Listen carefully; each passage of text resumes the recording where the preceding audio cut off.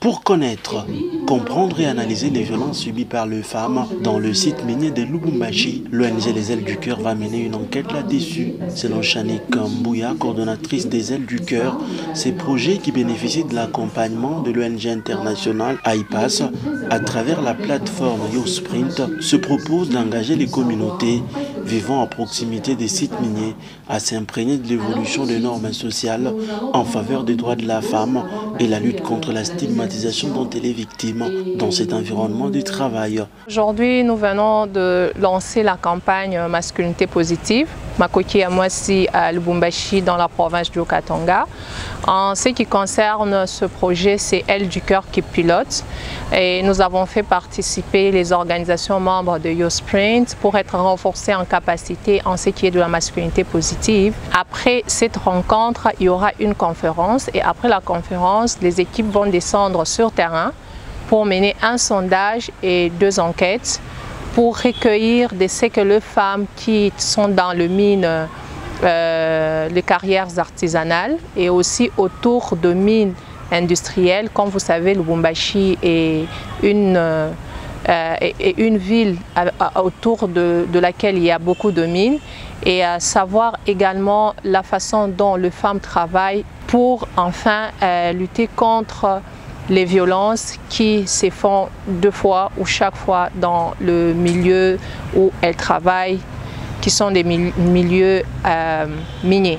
En vue d'outiller les enquêteurs qui vont descendre sur terrain, une formation du renforcement de capacités a été organisée à Lubumbashi. Cet atelier a connu la participation des leaders des jeunes venus de différentes organisations, membres de la plateforme YouSprint.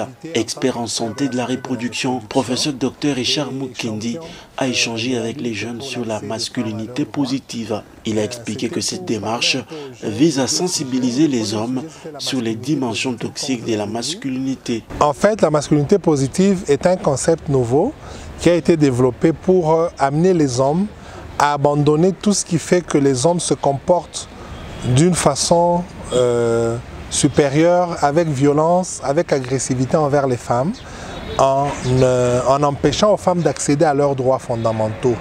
Nous demandons aux hommes de se battre pour que les femmes puissent accéder à leurs droits fondamentaux. Ceci va permettre à ce que la RDC, comme beaucoup de pays, puisse atteindre plusieurs objectifs du développement durable. Vous verrez que dans la plupart de nos sociétés, ce sont les femmes qui tiennent l'économie informelle. Quand vous allez au marché, celles qui sont plus nombreuses sont les femmes. Alors qu'on trouve beaucoup d'hommes en train de jouer aux dames, ainsi de suite, parce que justement, il arrive que la femme soit beaucoup plus productive que l'homme. Et nous, justement, quand nous arrivons à parler aux jeunes, c'est pour les amener à changer d'attitude et de comportement pour faire en sorte que les femmes puissent accéder à leurs droits. Ceci va amener à ce qu'il y ait une meilleure productivité dans notre pays, dans notre société, si on arrive à faire en sorte que les femmes puissent donner le meilleur d'elles-mêmes. Et ce meilleur d'elles-mêmes, elles ne peuvent le donner que si les hommes leur donnaient cette opportunité. Par ailleurs, le prof Richard Mukendi a entretenu les jeunes sur la clarification des valeurs pour la transformation des attitudes en rapport avec la thématique avortement. Pour y parvenir, il est passé par un exercice appelé traversée de la ligne. Nous avons fait un exercice qu'on appelle de CVTA, ça veut dire clarification des valeurs pour la transformation des attitudes.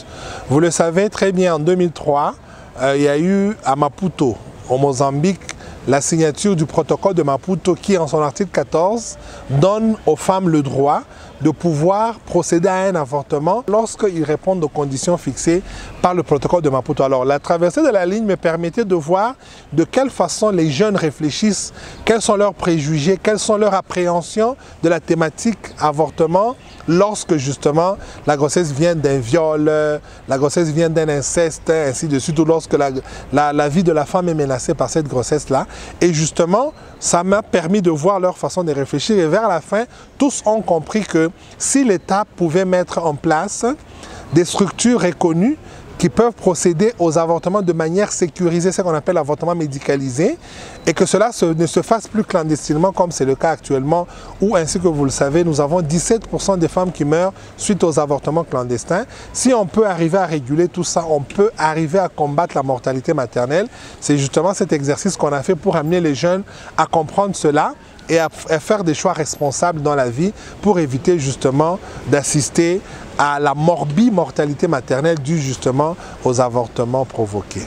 Dans la suite du projet, le site minier sélectionné autour de Lubumbashi vont accueillir l'ONG Les Ailes du Cœur pour une campagne de sensibilisation sur les violences basées sur les genres ainsi que l'accès aux services de santé sexuelle et reproductive.